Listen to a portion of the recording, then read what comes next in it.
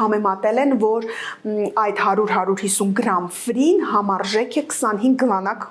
ծխախոտին։ Այսինքն եթե մի հատ չիփս են ուտում, դա հաշվեք թե 1 գլանակ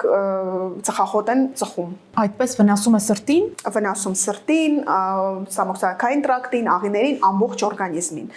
Եվ պատկերացրեք երեխաների պարագայում, երբ որ դեռ իրենց օրգանիզմը այդքան էլ զարգացած չի, ինչ վնասներ են կրում։ Չեմ ասում ընդհանրապես հրաժարվել, այսինքն ամեն ինչ չափավոր կարելի է, օրինակ ամիսը 1-2 անգամ ոչինչ, դա էլ է պետք, բայց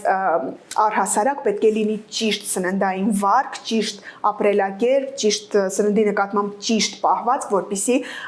այդ վատ սնունդն է մենք շատ չուզենանք ուտենք։ Օրինակ ֆրին կարելի է այդ դեպքում փոխարինել ընդեղենով, կարելի է փոխարինել